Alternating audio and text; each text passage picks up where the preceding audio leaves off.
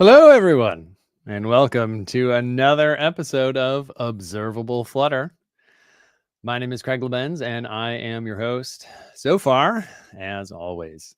I'm pretty excited today because I'm going to get back into working on my zombie shooter game that I have not touched or really thought about in quite some time. Thank you, everybody who is tuning in. Man, I had a pretty exciting morning because I've recently been forced to update to macOS Sonoma. Uh, Thank you, Corp update policies. And that broke pretty much everything in OBS. And I discovered that literally 10 minutes ago and was frantically Googling and looking up what I needed to do. And I'm currently running a release candidate of the next version of OBS, which has virtual camera that is compatible with Mac OS Sonoma. And that was resolved a mere 40 seconds before kickoff. So it was never in doubt, but it was. But here we are, ready to go.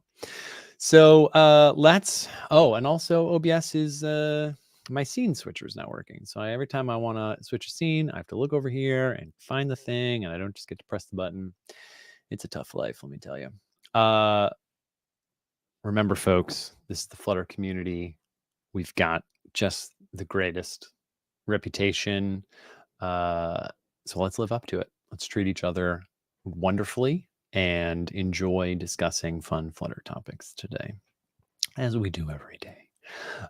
Okay, I think it's time to start. So where's the one that I need to click here? I think I need to click this one. Yeah. All right. Welcome, everybody. A lot of hellos. A wonderful hello from me to you all. Okay. Zombie shooter time. I have not done anything. I have not launched this code, this project in VS Code since the last time it was streamed. I don't really remember much. Oh yeah, and I'm in the Flutter directory because I was just updating to the latest build from the master channel. Oh, that's not what I want. Please go to the correct directory and Flutter run macOS.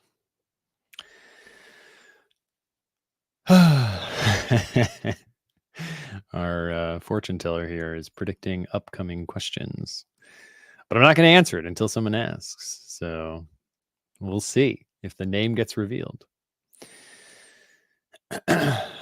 Should use Puro to manage your Flutter releases. So I have just the GitHub repo. Like my Flutter version on my computer is the Git clone of the repository. I'm not familiar with Puro. I don't know if that would continue to be applicable and helpful or not. All right, we're building this quite slowly, probably because I just updated my Flutter SDK. Oh, yeah, I'm getting tons of security pop-ups here. Are you sure you want to run this zombies game? Okay, so yeah, the last thing that I was working on is the zombies get in each other's way. So they can't stand on the same square. So they're kind of, yep. One of them can share the exact space with me, and then the others just kind of flock around and they could probably pack in a little more tightly than this, but I think we'll leave it like that for now. Okay.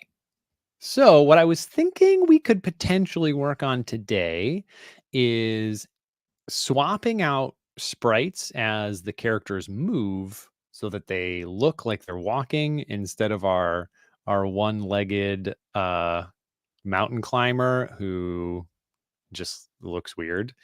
And the zombies are all skating. So let's actually get our characters walking today by utilizing other sprites, and then we'll have some fun doing that, I think. Tall asks, why do you prefer VS Code over Android Studio? So I came up in the like TextMate, Sublime Text, and now VS Code tree of editors, and not through the Eclipse. I don't know what was between Eclipse and Android Studio, but like those kind of heavier editors. So I've just never gotten used to the heavier editor. It's not been my jam at any point. I did try Atom for a moment. That was nice, other than its really, really, really bad performance.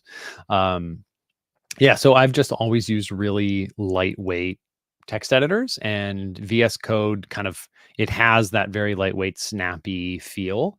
I didn't think I was honestly ever going to stop using Sublime Text, and then VS Code became a thing, and so it kind of felt like the best of all worlds to me. I also have honestly never really done Android development. I came to Flutter through being a web developer, and then learned some iOS development. And honestly, I do Flutter development because I didn't want to learn Android development. Like, don't tell anyone I said that. I wanted to have an Android app without learning Android development. I'm probably not alone in the Flutter world with that story. So, that would obviously be a pull toward Android Studio that I just never had. Oh yeah, IntelliJ. Yeah. This family of editors, this kind of historical tree that is just not my historical tree. So, okay. Yeah, let's swap around these icon or these sprites as they walk. I haven't even looked at the sprite set since I picked it off of Kenny NL, a really wonderful resource for getting these kind of free assets. So we're gonna have to even figure out which ones to use, and then I know we need like a sprite group or something in Flame, and I have used that like over a year ago, but we'll need to remember how to do it. Eric says he uses IntelliJ because his first boss told him to. Interesting to tell. I mean, I guess there's some scenarios where it's like, we've figured out our development environment in this editor, please use it. That's how you can, your Git commits won't like have white space headaches with everyone else's. But that's yeah, honestly, whatever editor you first get used to, it's just so hard to change flavors. Got a couple other questions here. Oh, Amar, welcome. First time watching live content. Gosh, so happy to have you. Thanks for tuning in. A lot of folks' stories here. Started as Android native developer, and then in 4 months switched to Flutter. Android and now iOS. I'm curious, does that mean, are you doing iOS development, or you're shipping your Flutter apps to iOS? I did enjoy my little bit of Swift. It was back when it was Swift 4 was the language version. I did enjoy it. I just thought, I had a little side project I was working on. I was like, well, I know I don't want to write this twice. So I guess I kind of have to write it twice if I start over from iOS into Flutter, but then I'll still only have one code base. Obviously, that's the big attraction. Gosh, there was another question I wanted to see. Where was that? Scrolling up. Someone was asking something about like here we go. Oh, there it is. Yeah. Can you explain the new game toolkit? Yes, that's the question I was looking for. Ramazan, thank you. Yeah, the new game toolkit is, so I believe you're talking about the Flutter Casual Games Toolkit, which is on like V2 now, and it builds on V1. And I think V1 was a kind of misunderstood resource. So the Casual Games Toolkit didn't really talk about building games at all, which was in hindsight maybe a bit of a naming error, but it was still incredibly useful. And so the Casual Games Toolkit had all the not all, but lots of surrounding cruft that you might need while building your own game. So like ads integrations and audio system integrations, so you could play sounds in your game, and different monetization stuff, so you could have in-app purchases, and just a lot of the boring, not fun, no one wants to think about this kind of aspects of game development. But teaching game development itself is obviously an enormous headache or an enormous task, and that was out of scope of the first Casual Games Toolkit. So the idea was that there was a bunch of boilerplate that you might need, and you could uncomment it if you needed it.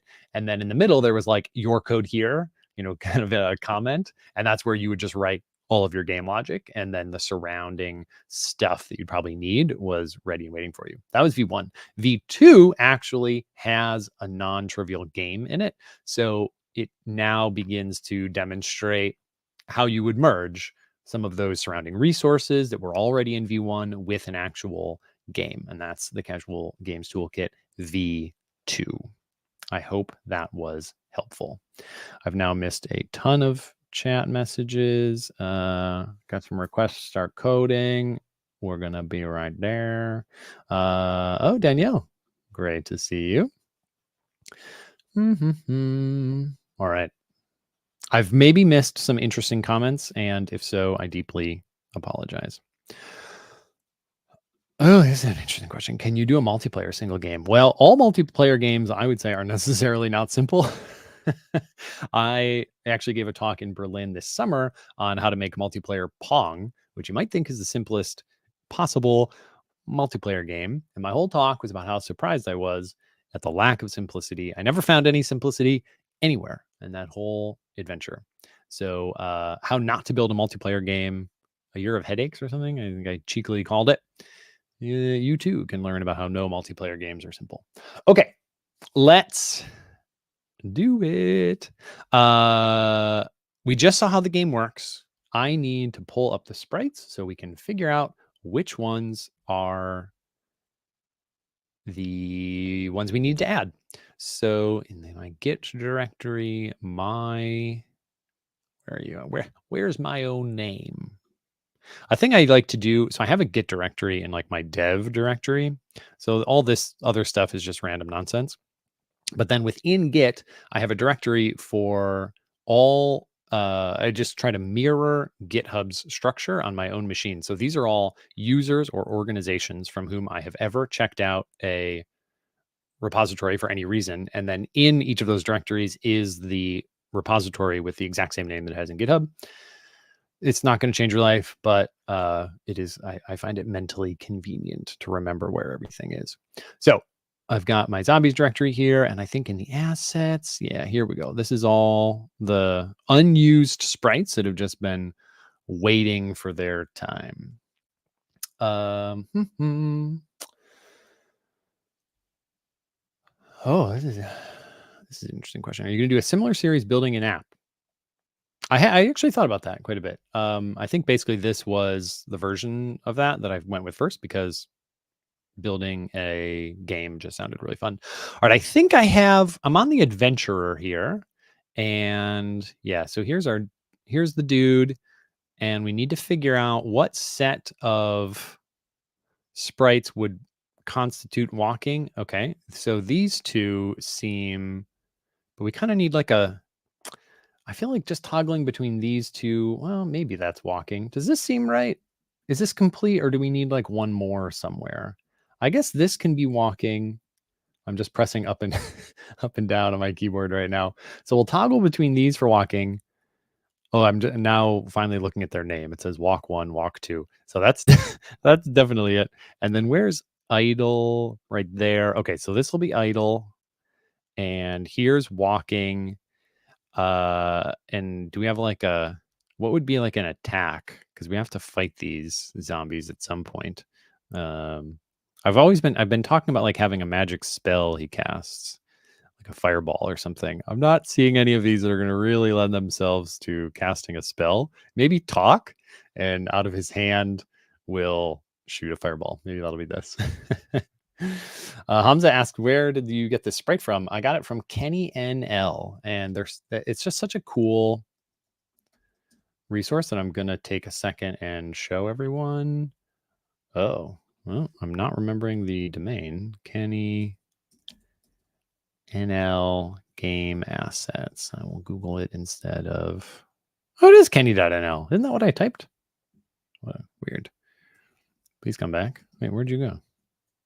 There we are. So this is a really cool source of free game assets. They're all super royalty free and wonderful. And they've got 2D, 3D, and you can see right there, Tiny Town. That's what I went with. But there's a complimentary like dungeon one that I was thinking of maybe one day using, but who knows if that'll ever happen. Yeah, pretty cool.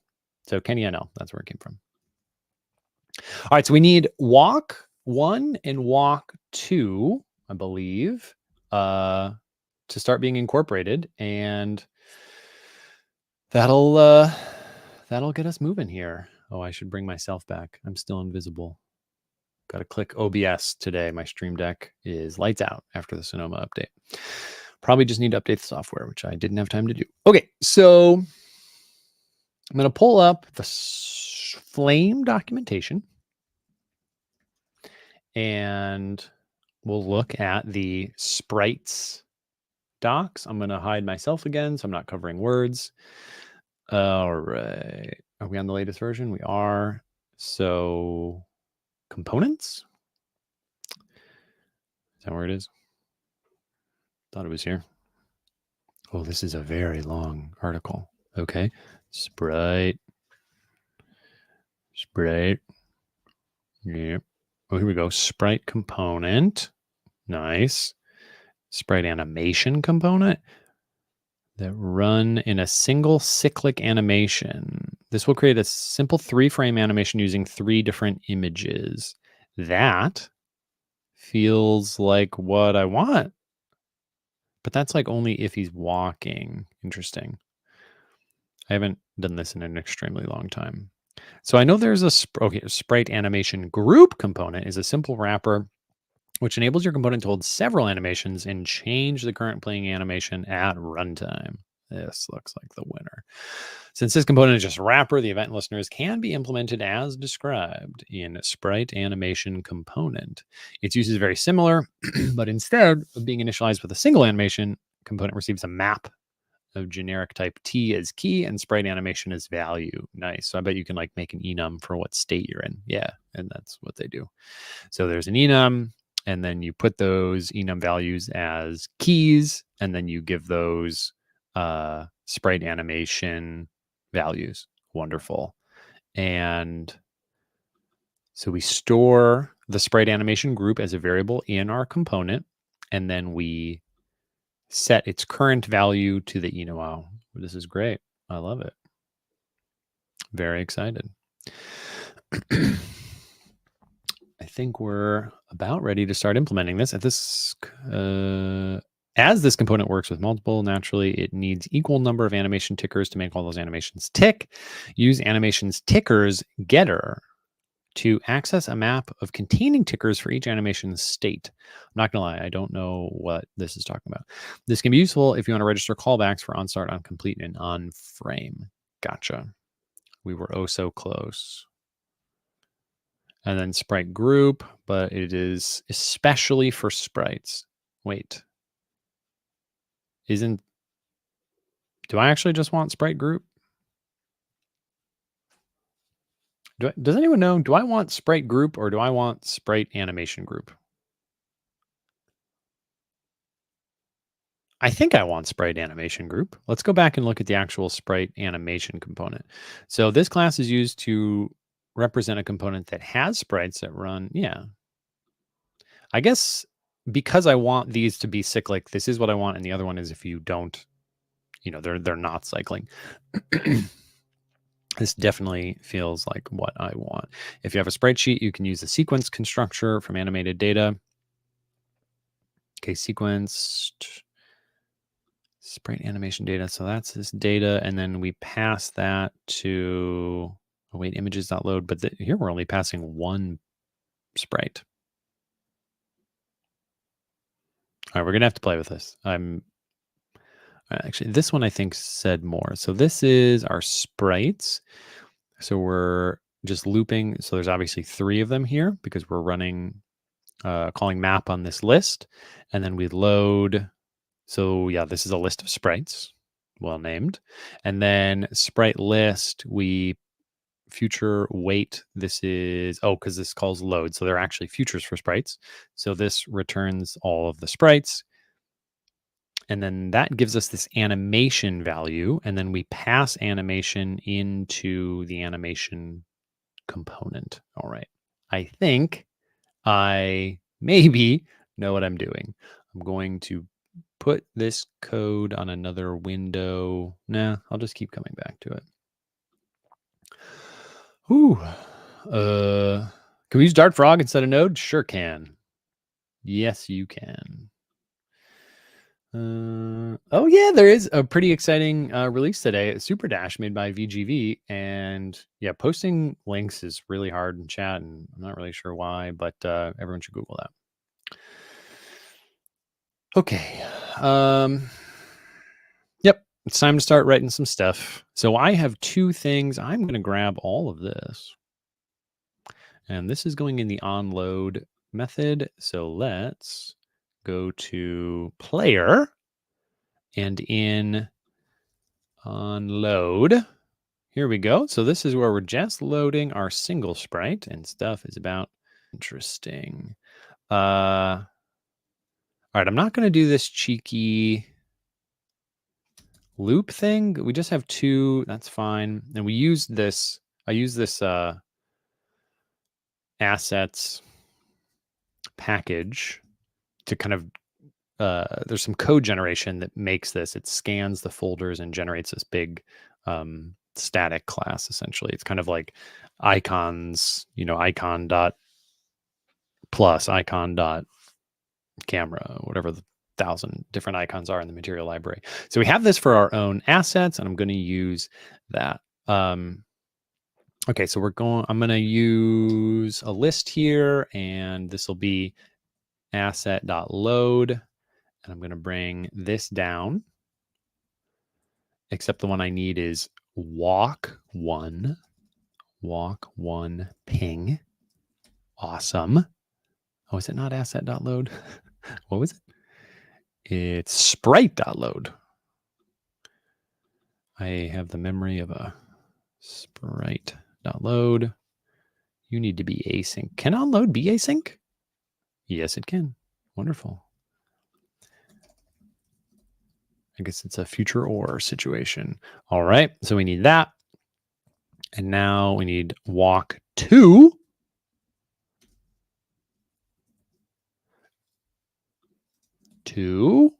Great. So this will be the walking animation. And step time, boy, that looks way too fast. We're going to have a jitterbug climber, dude. Let's try 1/10 of a second. All right, now we save all of this in an animation component. All right. You'll love to see it. That was literally right here. So animation, we called this walking animation. Okay. Size looks the same. And then this dot player, that's, where do I want to save this on? My old thing was called sprite. Well, I don't know. I guess maybe we just still call it sprite. But sprite now needs to be a sprite animation component. Okay, let's think here. Oh no, right. Sprite is not a variable that I set. That's not going to work. Sprite comes from Flame. So I can't trivially overwrite this. So sprite is still going to be when the character is just standing, I guess. That'll be idle. And then we'll use this walking animation. So that'll just be called. All right, fine. We'll go back to animation for you. And then we'll call this walking animation. And then you're just animation. And that walking animation has to be set, and that's a sprite animation component. I'm not sure I'm doing this correctly. And we'll make this late, I guess.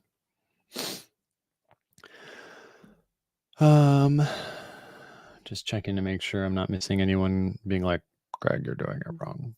But I'm not seeing that. Oh, mystery manager. Oh, shucks. So glad you're here. And you are managing the mystery of your identity very well. We have no clues, no hints, in fact. So whoever you are, you're keeping it locked tight. All right.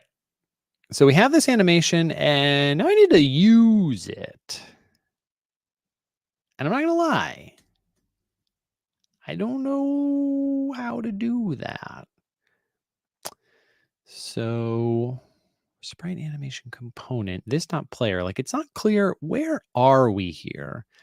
Are we setting the basically like the sprite on the player component, or is this on the game world? And then we're giving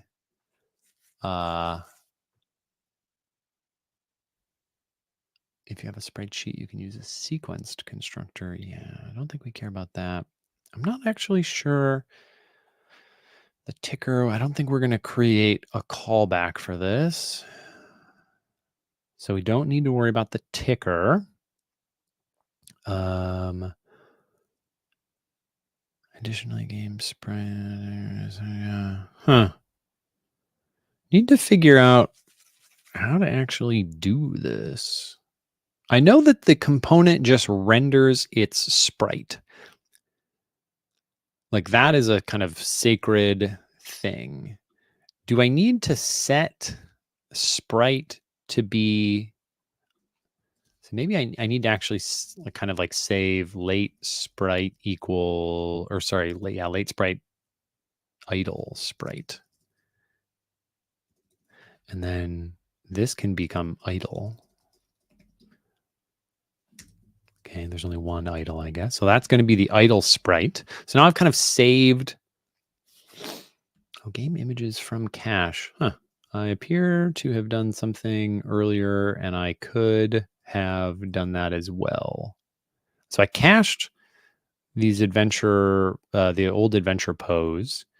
Also, I just changed what I'm pulling out of the cache, so that's not going to work. Did I do that in the world? No. Oh, wait, I know what I can do. We'll go back and we'll search for this string. Zombie game. There we go. All right, so we're not going to use action anymore. I'm going to use idle, and then also going to use, what was it called? Walk 1 and 2. So now I can pull those out of the cache. So this should work. And that means we don't need to make this a future anymore. So sprite is just going to be, don't need to call load. You come from the cache. You're no longer a list that we would like future await. We just pass this list. And then I need to put and get rid of load here as well.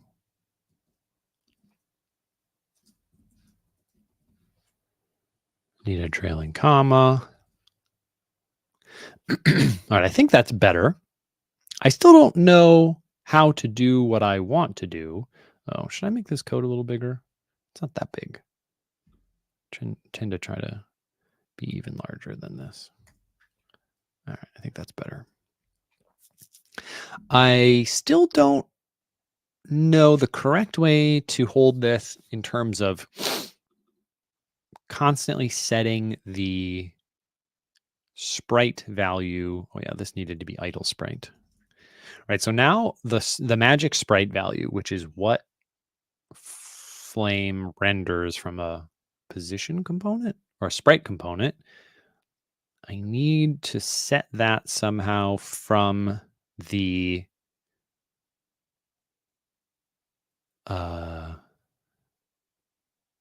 this animation. Maybe that is where I need the ticker. I hope not, though. Let's look at is there a good doc string on this? Oh no, there isn't a doc string at all. From data. Does anyone know how this works? Nope, nothing. Let's go back at sprite component. Let's see what it says. A position component that renders a single sprite at the designated position. So I wonder if sprite component is actually just not the right thing to use anymore. In components, is there like something next to sprite component? There's sprite. Is that what I was setting up? What did I make here? Sprite animation component. So yeah, I'm not sure the right way to like, should I extend sprite animation component and then what did that have? So it has its animation. Let's look at like its update method. That maybe that'll tell us what we need to do.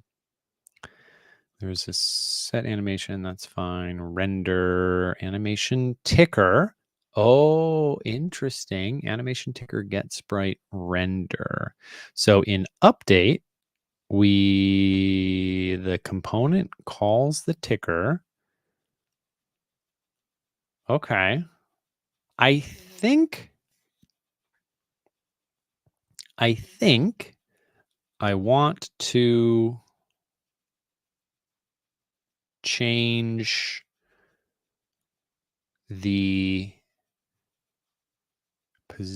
I don't think I want to extend the sprite component anymore. I think I want to extend the sprite animation component.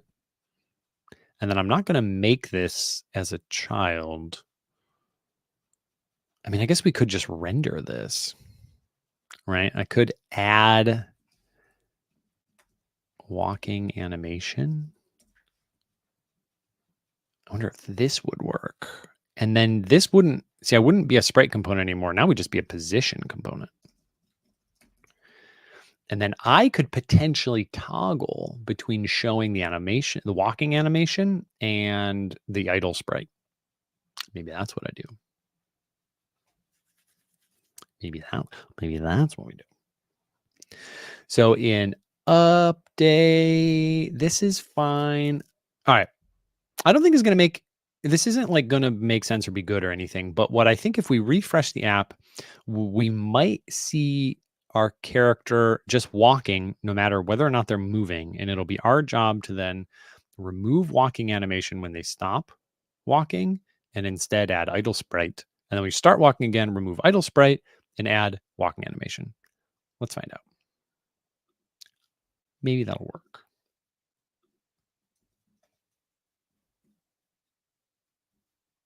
Can you please restart? Yes. Do whatever you want. I beg you. Oh. Okay, so asset does not equal null. Why? So poses action 1 does not exist in the cache. Where did I use that? Assets? From cache? Yeah, action 1. Oh, yeah. This is it, right? Oh, I think I know the problem. I have no idea if this is the problem, but no, I'm adding everything here. So my pub spec is bringing in all the assets. All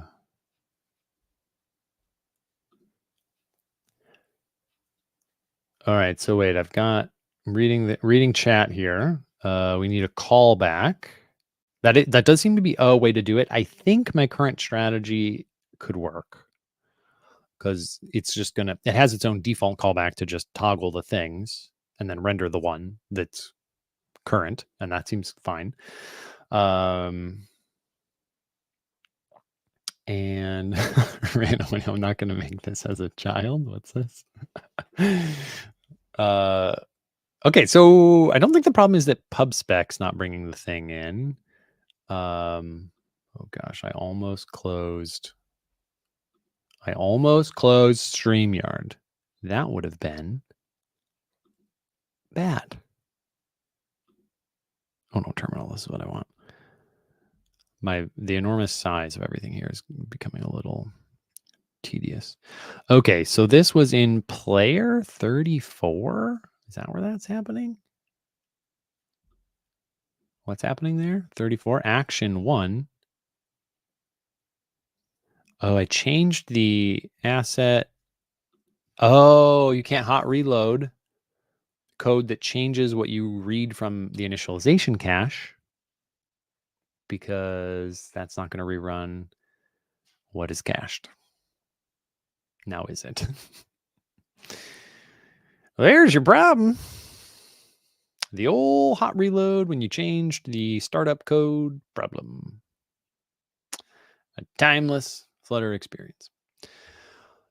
Dude, how are you going to call me an unidentified developer? I'm literally sitting right here. Come on. Okay, nothing's rendering because there was an error. What was it this time? Same problem. Images.dart action 1 does not exist in the cache. Make sure to load an image before accessing it. Sure. Adventure poses adventure action 1. So didn't we put that in the cache? I swear we did. That was in zombie game. Oh my gosh, I'm so silly. I forgot to change this back to idle. Boo. Boo. Who gave me this show? And what were they thinking? Okay. Look at our walker. Oh, and we have to like flip him left and right. That's going to have to be a thing. So he's moving his feet, I think, too fast. I think this looks silly. So let's make things smaller again. Oh, this is already fun. I've been annoyed this whole time that all the characters skate around. So let's half the time. I mean, 5 steps per second is a lot. I mean, 10's obviously bananas. Let's see. Okay, now this is too slow. Too slow, right? Yep, 1.5 or 0.15.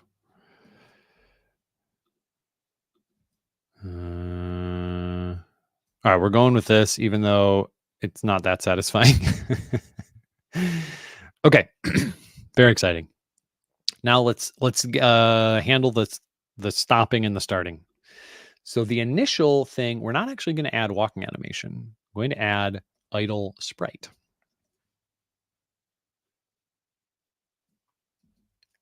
What's the issue here? Idle sprite. What is your problem? Argument of type sprite can't be assigned to component. Indeed. Indubitably. This must now be, so idle sprite will say we have our walking animation. So now let's have our sprite component, idle component. And then in our idle component, we'll say this is a sprite component with a sprite of idle sprite. Excellent. Can't add sprites, have to add components. That makes sense. Okay, so now we should go back to our dude skating. Oh, I've been they don't have a square aspect ratio? Oh, that's a surprise. They do not have a square aspect ratio. No wonder they've looked so squished. Wow. Wow. In the words of Owen Wilson, wow. I was not ready for that. Oh, he's so stout now. He's like a dwarf from Lord of the Rings.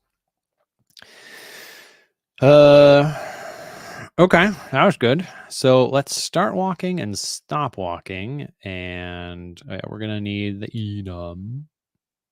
What's your problem here? I don't remember when that came from. Okay, what enums do I have so far? Anything? Doesn't look like it. Okay, enum, player, state, idle, walking. Oh yeah, pretty great.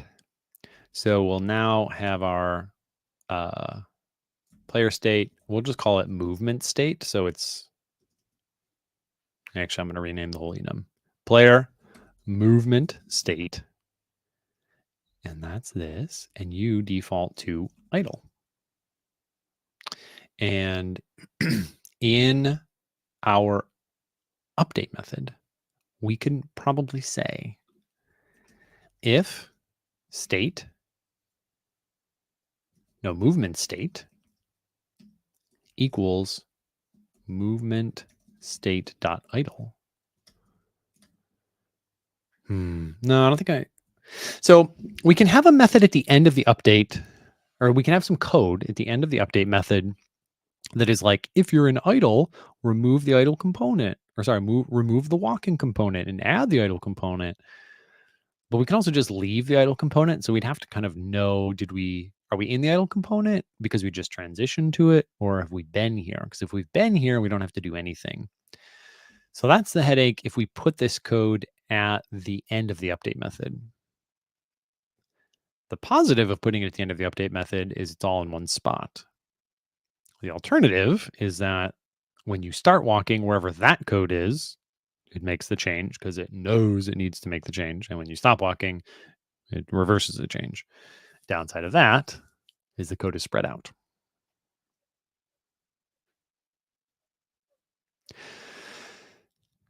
A real dilemma. I think I'm going to start idle and then do it when we start moving around. That's what it's going to be. I have to detect when we even know that's happening. So like check movement this frame. Yeah, we're on key event. Here we go. Oh man, I do not want to put the code in the on key event method. No way. And then we could do it. Yeah, right. And the key up event, you could change it, but that's terrible. That is not where that's going to go. All right. I think it needs to just be in the update method. So should we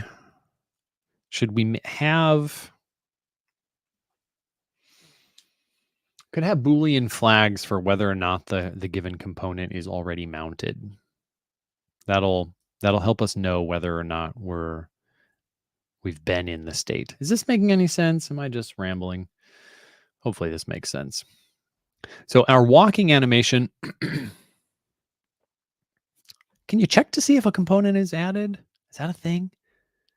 Does a component have an API to be like, hey, is this component a child? Because that would be add child. So when we add a child, yeah, no, that's right here. Okay.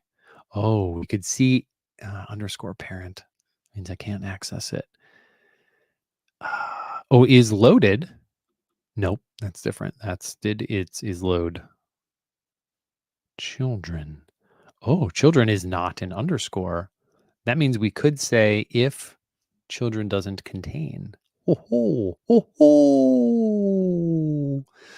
So if movement this frame. Oh, now I wonder if we even need the enum. What if we ignore the enum and say if movement this frame equals 0.0? What's your problem? Well, that's a vector 2. Okay. Vector 2.0.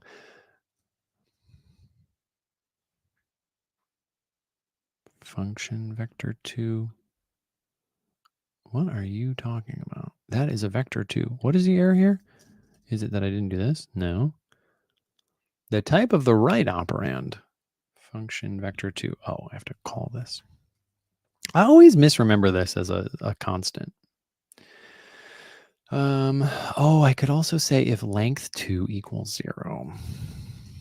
That's what we want. All right, so if we're not moving, then we need to be idle. So we'll say if children dot contains walking animation, then we're going to remove it. And either way, we can also say if children, so if children does not contain idle component, and we add idle component. I wonder if we're going to need that enum. Kind of seems like maybe not.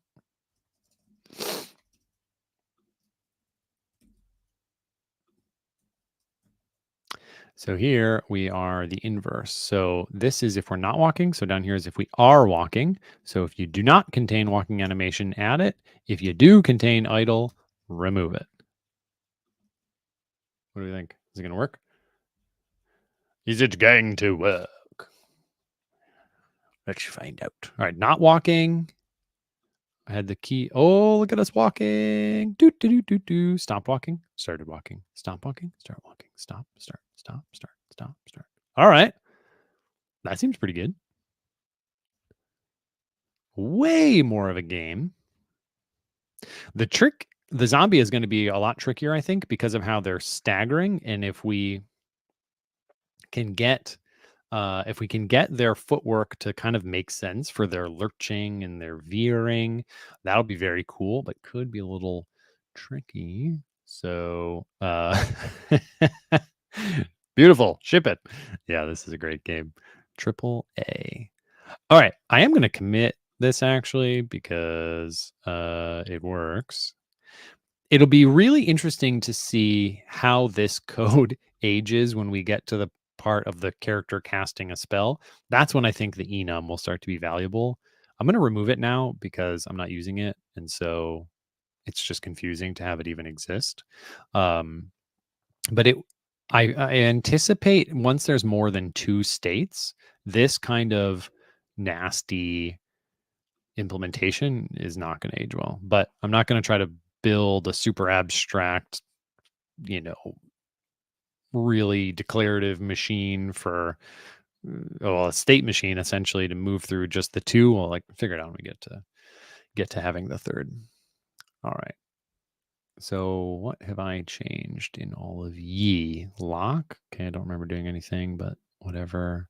Definitely did this. That sounds familiar. All right. All right. All right. All right. All right. So this was move player's legs when walking. Know what I mean? And now it's zombie time. So the zombies are way more complicated. Their walking code is well, in past episodes I've already lamented it's just already confusing.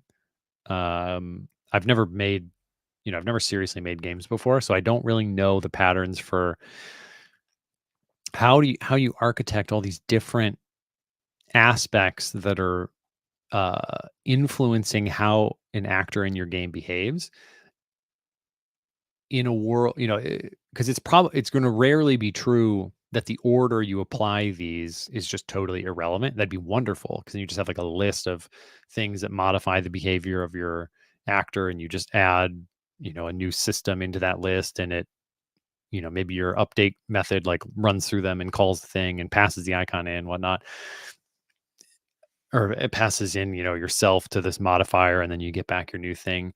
But it's not obvious to me even that would necessarily be clean. I can imagine having really ugly dependencies like, oh man, when I wrote system 5, I forgot that system 2 was like applying a multiplier because that seemed coherent at the time. But now it is, kind of breaking system 5. Like, anyway, I don't know what I'm doing. So this code isn't wonderful. And we're going to pay a tax for that problem right now. Can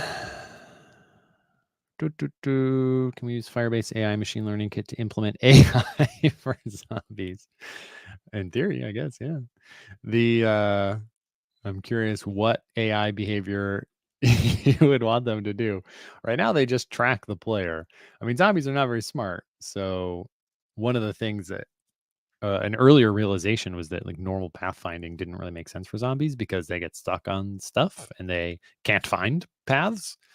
So, I think it'd be very easy to not really make them zombie-like. Oh, interesting. What I want is the flame behaviors package.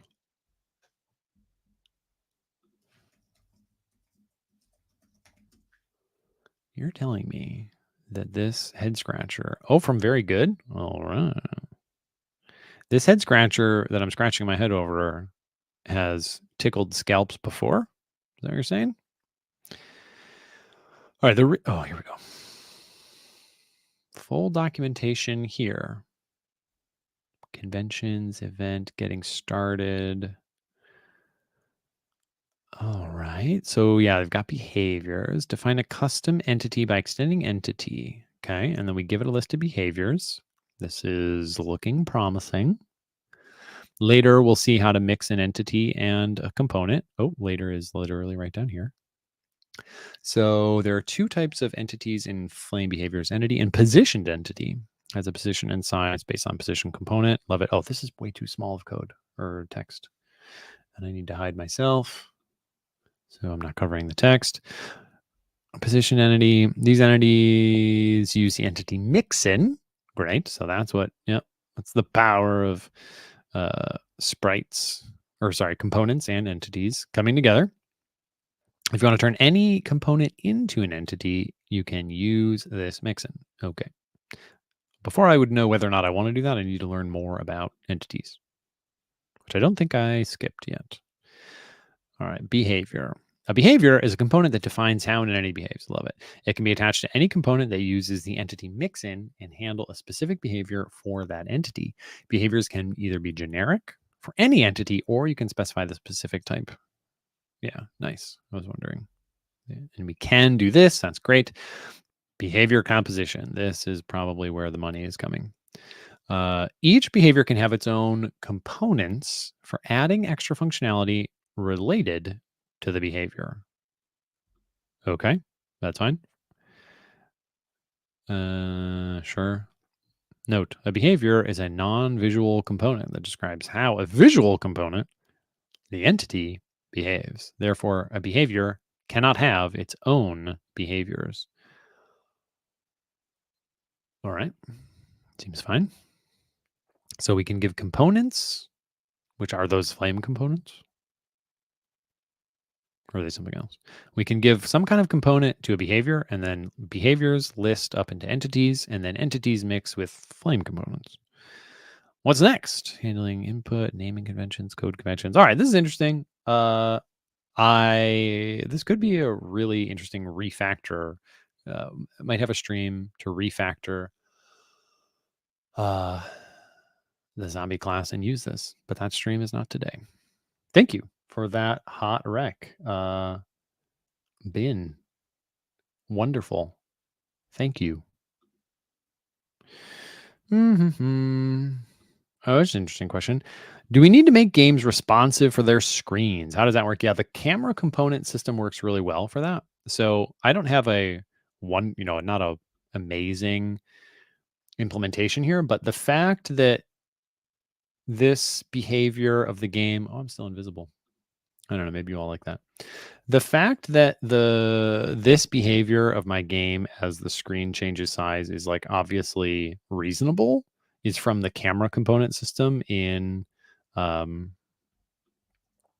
I move? I cannot send input to the game while resizing it. The fact that this is reasonable behavior is from the camera component system. So that's what you want to use for that. Okay. The zombies need to start walking. So we need to pick their sprites. Oh, what is going on with the limbs here? Oh, so we can compose. Oh, that's pretty cool. Oh, yeah. It could change their face. Nice. Oh, and they could walk upwards and look away. Do we have, body back instead of body front? Oh, that's neat. That's really cool. Huh. Yeah, that would also be an interesting, man, this would be a really interesting adventure in its own or on its own to like compose a new sprite from this. Okay, zombie has also limbs, and where is well, the zombie's also climbing. Okay, they're doing a lot of the same things. They have walk 1 and 2 as well. Oh boy. Yeah, see, this one's going to be super interesting to explore how we make them look like they're lurching. I wonder if, see, there was this, if we go back to player and we look at the component that we made, the animation component, right? Or sprite animation. It has this step time. I wonder if we can just increase and decrease the step time on the zombies animation based on their speed, which is constantly going up and down. That will be my first attempt. So let's go back to zombie game. We have zombie. Oh, they've been cheering this whole time. That's what they're doing. Cheer 1. They're walking around with their hands up. Yeah, they are. How much of PUBG mobile code is implemented in Flutter? Well, not the game, but it's like the HUD around the game. Oh, they've been cheering this whole time. That's pretty funny. Okay, so we want walk. I think I'm going to do the same things. I just want idle and walk 1 and 2. Okay, that's good. And I'm going to copy a lot of this code. Copy, copy, copy, copy, copy. Going to the zombies update, or no, unload method. Is that what I just copied this out of? Unload.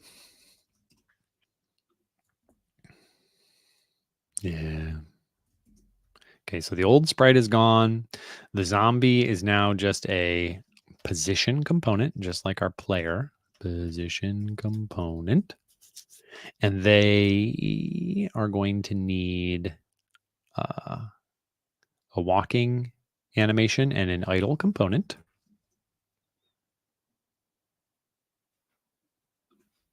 And I'll put these with all the other parameters, all the other attributes. So idle sprite, final. Oh yeah, I don't really need storing idle sprite up here was pointless. This will just be final. Make that change in the player as well. As Michael Jackson said, make that change. So idle sprite looks good. Idle component. You're not the adventurer. You are a zombie. Okay, my double highlight here didn't really work that well.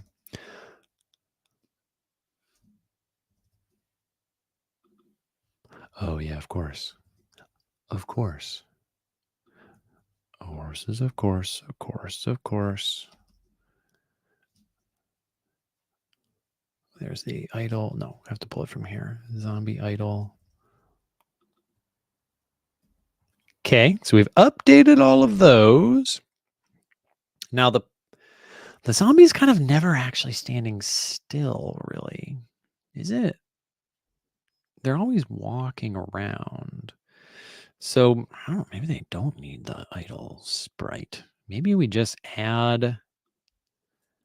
Maybe we add the walking animation, and then we just start tinkering with the step time. So they're going to step a lot slower, I think, because they walk slower. So that'll be the default step time.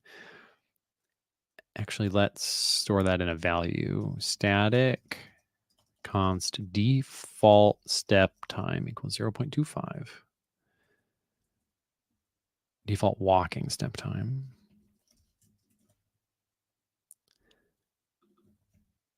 Nope. Okay, looking good.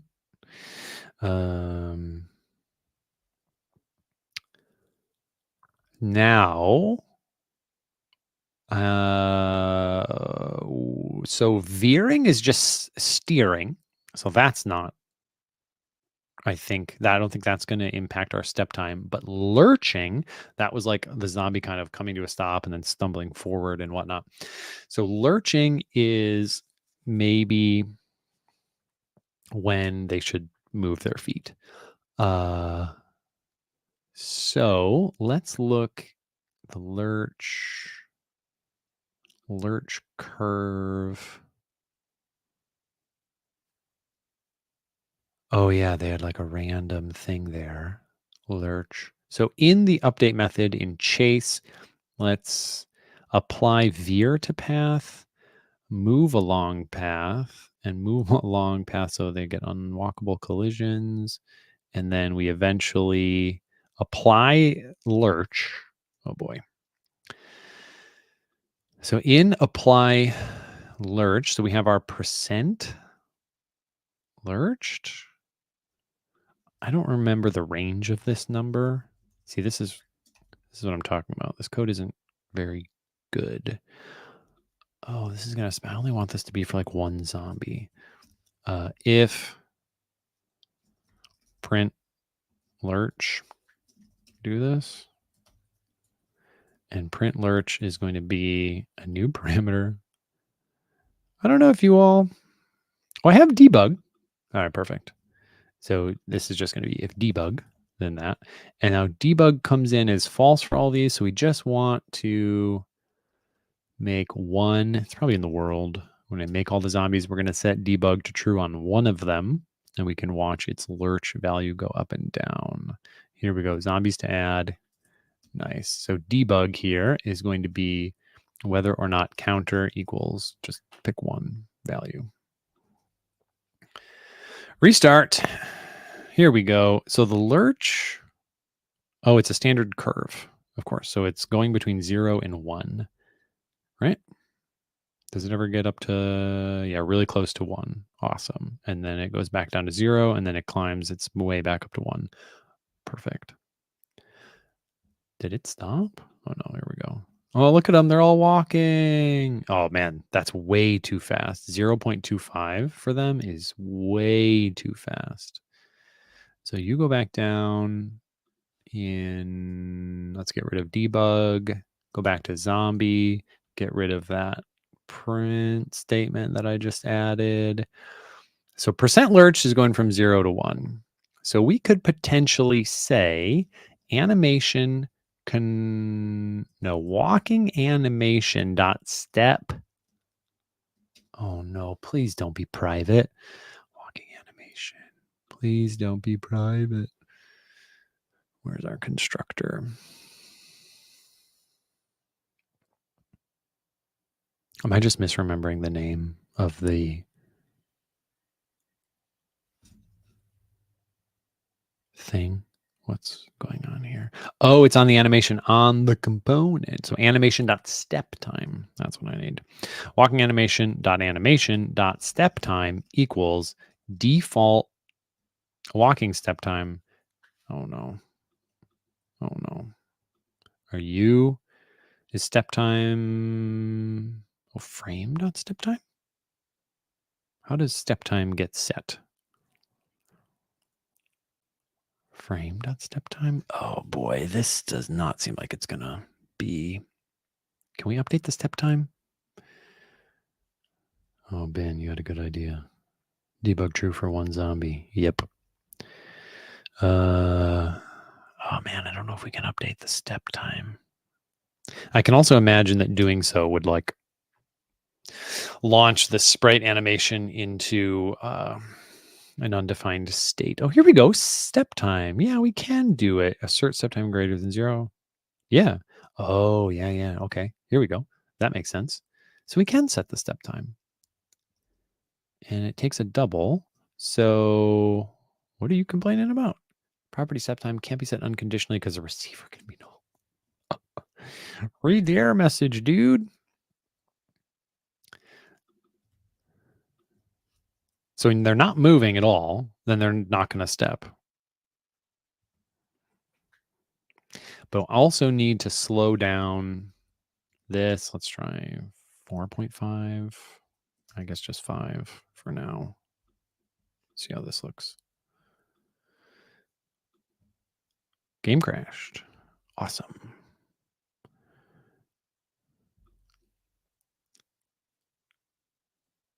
Step time greater than 0.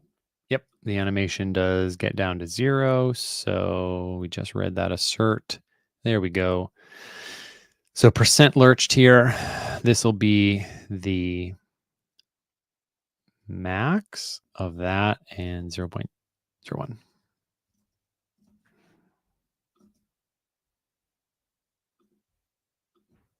Oh. That is not what I was expecting. Wow.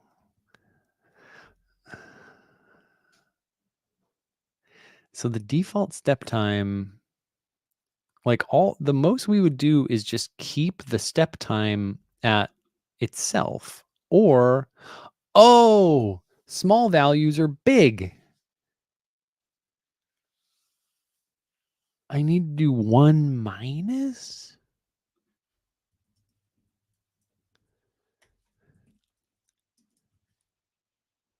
This is Flame, Alex. Yes.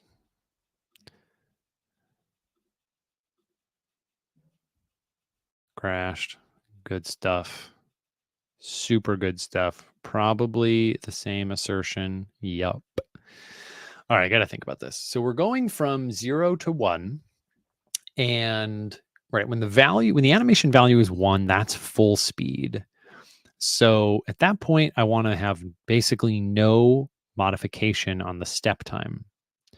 When the value is 0 in the lurching curve, that's basically zeroing out their speed.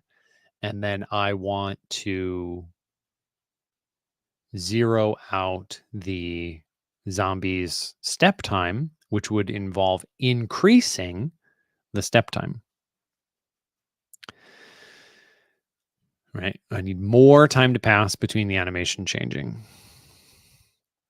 So that's where like small values in that's small amounts of time between animation frame changes. So I need small values here imply high speed. Low values, or sorry, high values involve lots of time between frame changes. So that's low foot speed for the zombie.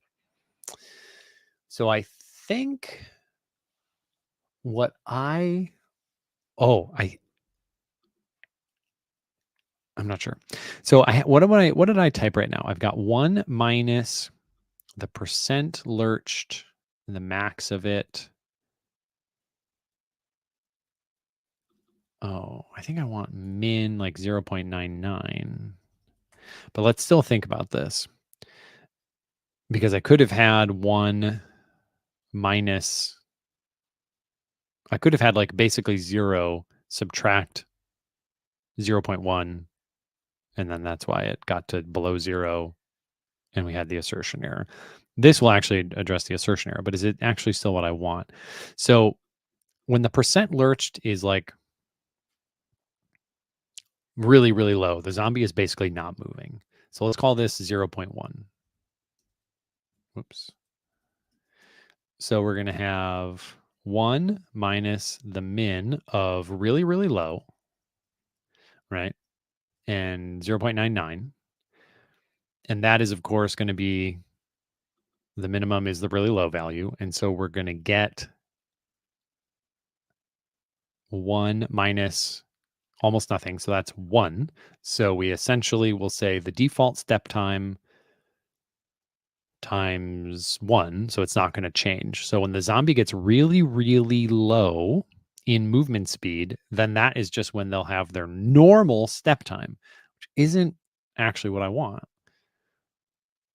Now I could increase the step time like crazy such that they at default like don't take steps. All right, we're getting some ideas here. Try max 1 minus percent lurch. Okay, let's think about that. Where is the code? Here we go. So you're proposing the maximum of 1 minus percent lurch. So when they are, I think it might be percent lurch minus 1, but like max that percent lurch minus 1. You might be onto something. If what I just wrote doesn't work, I'm gonna come back to that. I think there's some there, as they say. Oh, and then also when their speed is really low, it could kind of put them on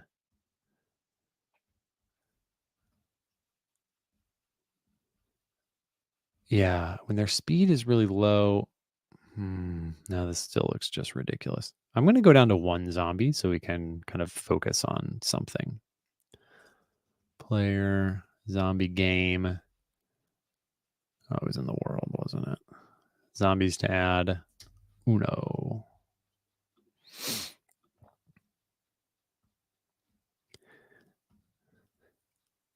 So the problem is kind of, when they're moving really slowly, they should actually still toggle to the idle state. I think that's part of the issue.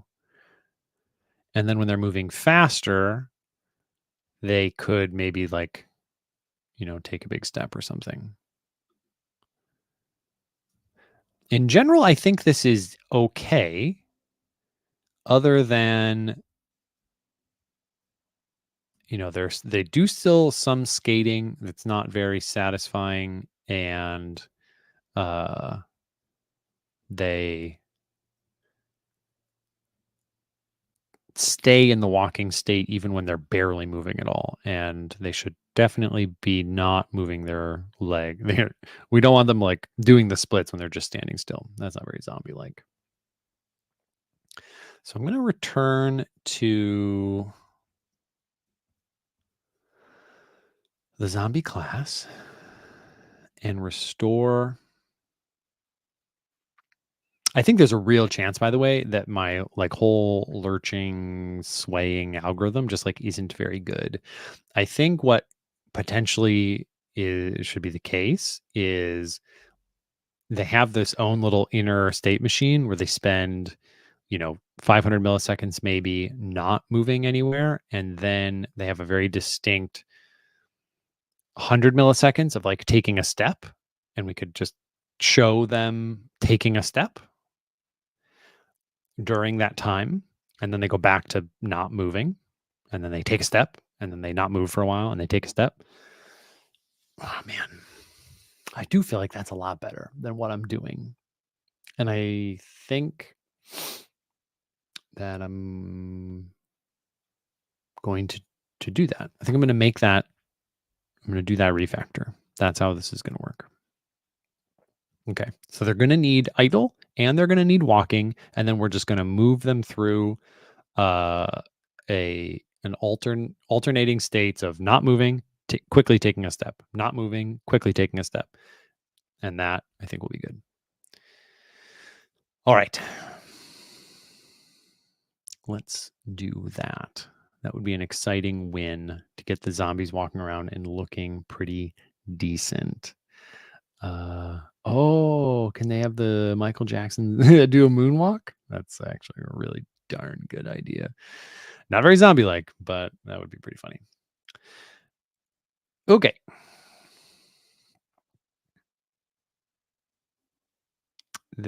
All right, still have the idle component. I thought I might have deleted that. Okay, idle component still there. Great. So the zombie has 2 states, and that's wander and chase. But then there's going to be another type of state that they have, right? Because within wander and within chase, they're going to be looping through standing and stepping. So this zombie state is actually more like zombie. I don't know. It's almost like their target state or their goal state or something like that. I guess we can call it goal state. It's kind of funny to think about zombies having goals, but that is what I'm going to call it now. Zombie state. Okay, so that's zombie goal state. And now we'll also have zombie movement state. And here it will be standing and stepping. Pretty excited about this. Pretty excited. So in our initial, where do I have my variable for their state? There we go. Zombie movement state.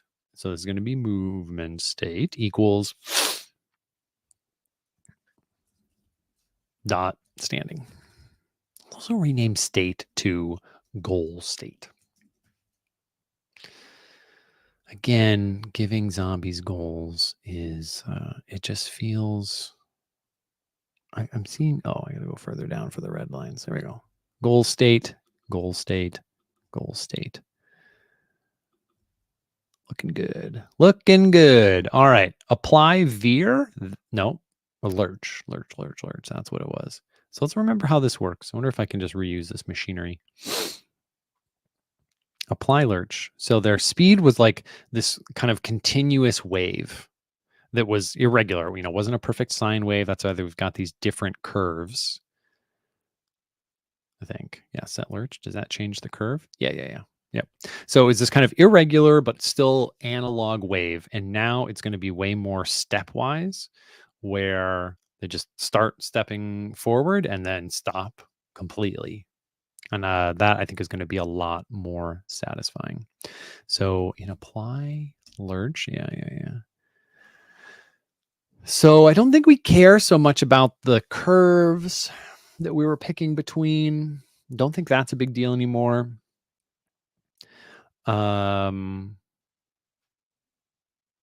Yeah. So set lurch, I'm going to get rid of this method. Fairly well method. And we had our curves. So set lurch, you go away. The curves, this goes away. There's some red at the bottom. That's probably in the method. Right. Apply lurch. Oh, wait. Maybe I want this. What does this do? Difference. Lurch started at. So we are still going to need something like that. I'm just going to comment you out for now. And then I'm not doing this. Percent lurched. Don't care about that. Walking time animation. We're probably going to do something with this. Okay. So I can say here, we're going to need like a time of the last lurch change. I'm going to need that. So duration, wander length, wander started at. Where's my lurch things? Oh, I have all these variables that are going away. Lurch started at. I do want this one. There we go. Yeah, commented out all these variables and got no red code. Nice. And we're deleting stuff. So lurch started at. Oh, and then I'm going to have to set that in the onload. Sorry, I'm just scrolling up and down like a crazy person here. Lurch started at is going to equal datetime.now. Okay. Nice. Now in apply lurch, we can say, oh, and then we need to know how long it's going to last.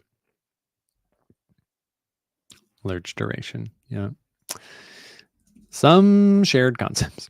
So lurch duration, this is how long at the beginning of the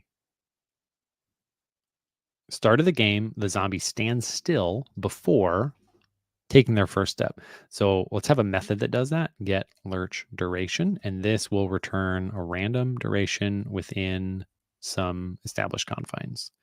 Well, I wonder if we can end up using the, hey, let's go with that again. So get lurch duration is going to return a duration, get lurch duration, and you are going to return a duration with an amount of milliseconds equal to random dot next integer. And you are going to get some number between the minimum and the maximum. So this is the maximum minus the minimum plus the minimum. How does this work? Next int is the max. So the max for us, we want basically 0 to 1200, and then we add 300 to it. So we take the maximum minus the minimum, maximum minus minimum, and then we add to it the minimum. Okay. And we can decide later whether or not those values are still good. They may not be, but that's okay. So now we have our get lurch duration. So this is how long the zombie is going to. Oh, we need our step duration and our idle duration, don't we? So this will be get idle lurch duration. And then I'm going to need another one for get step lurch duration, because those are not necessarily going to be the same length of time. Checking chat real quick here. Oh, Brainiac, what'd you miss? Well, I'm trying to make the characters move their legs when they walk. Yeah, zombie move strategy. That's what we're working on. Oh, we got some other folks making games in Vanilla Dart. Awesome. Are folks working on? Are people going to do the challenge? The game jam from Flam. I'm really strongly thinking about it. I kind of want to participate. Someone's making Wordle with Flutter. That's a really good learning exercise for sure. All right. So got our step, lurch duration, and idle. So it's going to be get the idle duration here. And our initial state we already said is walking or standing. All right. Standing. Okay. So in apply lurch, we can say like if movement state equals zombie movement state dot standing. There's just a couple things we want to do here. Like if date time dot now dot difference lurch started at is greater than the lurch duration, then we know that it's time for us to change states.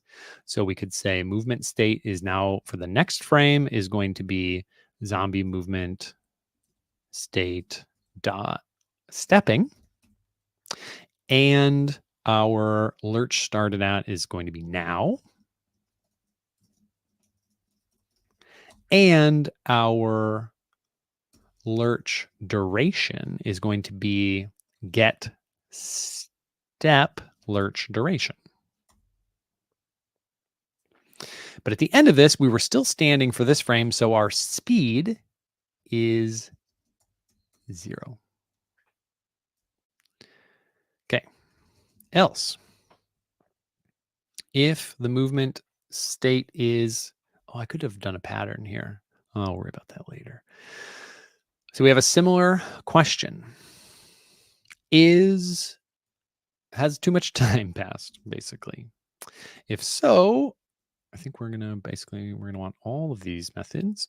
So then we move back to standing. And then we get our standing duration. Get standing, get lurch. Oh, get idle. I called it for some reason. Get idle lurch duration. I'm going to rename that to standing.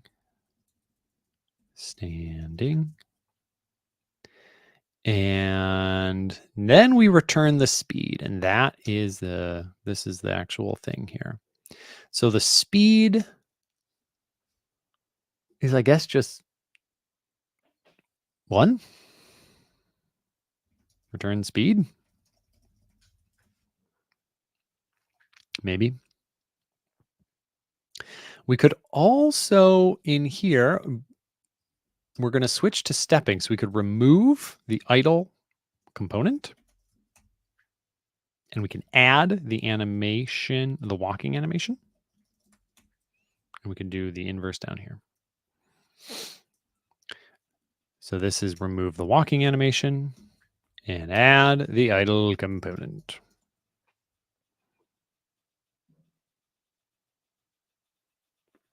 And I have to be adding the idle component initially to fully set up the initial state. So we have our idle component, and is it added? No. There we go. Does anyone think this is going to work?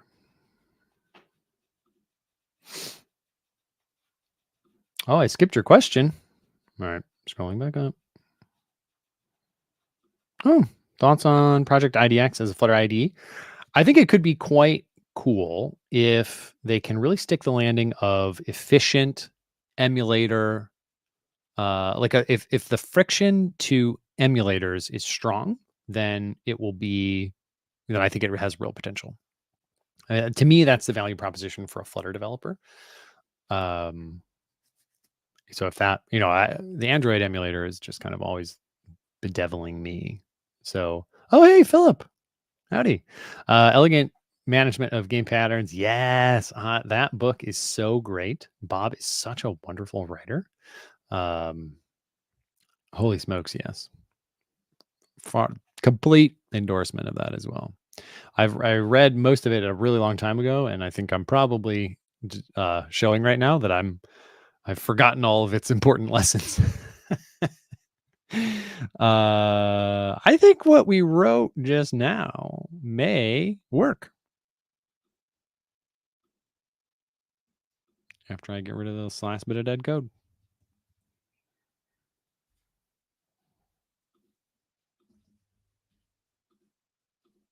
All right, one zombie, he stands still, he walks. Okay, so the step speed needs to be way higher.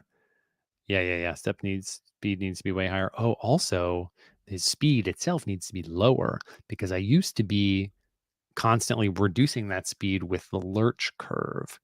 So the speed, where's the step speed? Default walking step time. This is now really, really cartoonishly high. I don't know what a good value is, but maybe that. And then where is your speed, good friend? Here we go. World tiled size times 4. That's way too high now. Let's cut their speed in half. Restart. Here we go. Zombie. Where are you? Oh, there we go. Okay, so it stops, it lurches, stops, walks, stops, walks. Well, that's kind of, I don't know. I don't actually know. Is it good? Is this all right?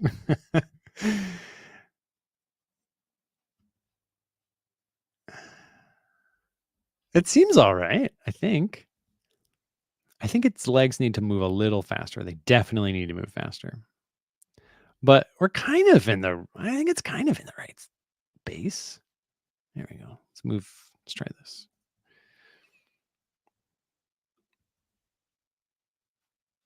I think they do stand still for kind of a long time. I think I'm going to shorten how long they stand still. So here I had the lurch. Okay, so let's rename this to walking or stepping. Minimum stepping lurch duration. Lurch isn't really the right word anymore. Now is it? Minimum stepping, and then let's do the same thing here for standing. So standing lurch duration is going to go into the standing method. Those are long variable names. And stepping lurch duration is going to go into the stepping method. And now what did I say I wanted to do? Make standing shorter. Let's try that.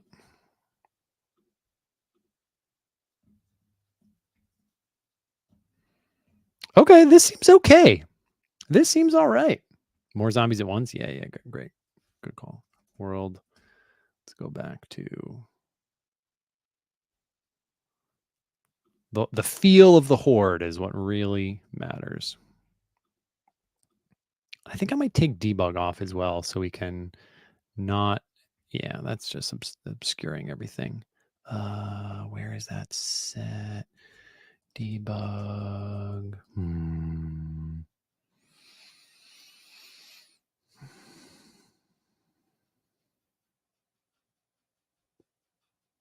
Is that in zombie game? I think that's where it is. Yeah, debug mode.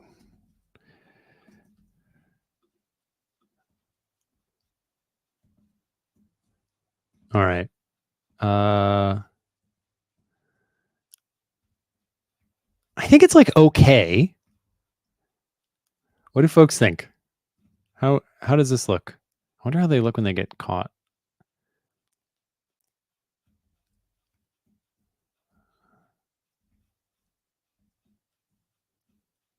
they're not like super convincing as zombies, but I've seen worse, you know? What if all right, vaguely positive reviews here? All right. Yeah, let's look at 100. It's going to be a real mess. It's going to be a real traffic jam. Oh gosh. Also, we are getting some dropped frames. Wow, yeah, this isn't good at all. The frame rate is really quite bad. This could also be a pretty fun, obviously, Flame and Flutter, there's nothing preventing them from rendering 100 zombies, but I'm doing no optimization at all, literally nothing. Wow, the frame rate is so bad. Oh, that's fun. Some zombies spawned in the house, but they're in unmovable terrain, so their movement speed keeps getting zeroed out, and they're stuck. Game logic. Actually, now I want to have a whole stream with either Wolfen or Lucas or anyone from the Flame, any expert on Flame to be like, how do I get this to still render 60 frames per second? Because obviously this has got to be a thing. I think probably my pathing algorithm for the zombies is too expensive, and it's just, yeah, I guess the first question would be, where is the time going? But that'll be its own question. All right, back to 12. As they say, right? You build the game first and then optimize it. And obviously this will need quite a bit of optimization. All right.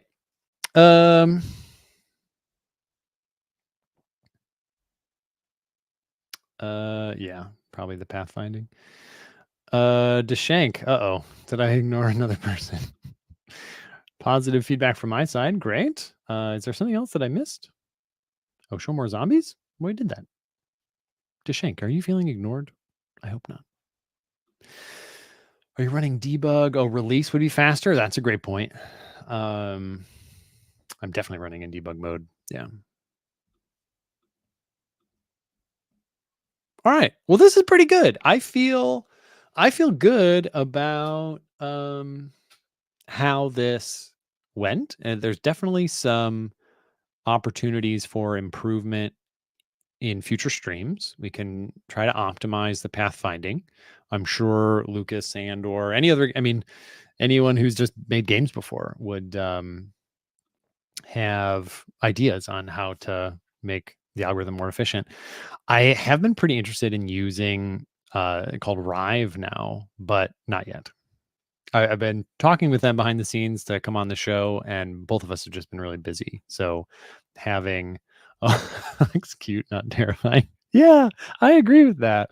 And I kind of was going for terrifying, so that is a funny miss. Yeah, they do look kind of cute, don't they? Those little buggers. Yeah, I think Rive would be pretty fun. Flyweight pattern. Oh, I don't know what that is. Another thing to look up. Okay, well, team, thank you so much for tuning in. Thank you for all the good ideas. Thank you for helping me make sense of the sprite animation API and brainstorming code to write in the apply lurch method and all the things that we accomplished today as a team. I appreciate it. Am I going to be here next week? I think so. I may have a guest next week, and I don't remember the schedule, but I might have a guest next week. And if so, I'm pretty excited about it. If not so, then I can't remember. Whatever. There's a guest at some point in the future that's going to be great. If there's nothing, then I'll be back on this. And who knows? Maybe maybe I'll work on optimizing having 100 zombies on screen or something else in the game. But there's still a lot to be done. All right. As a reminder, this is where you can find the code online. I'm going to commit today's work as a new branch and push that up. In fact, I'll just do it right now. And then we can call it. Oh, yeah. Need to actually add these things. So this is move zombies. Legs. What did that say? Oh, I didn't save files. Thank you, VS Code.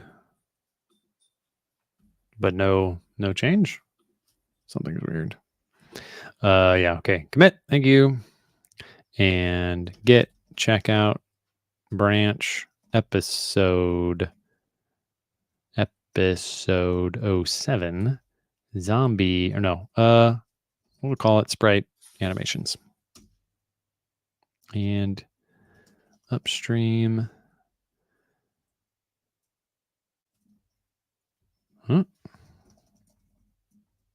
Here we go. Origin episode 07 sprite animations. Okay, there it is, published. Folks, I enjoyed having you all here, and I can't wait to do this again, probably next week. All right. Have a good one, everybody.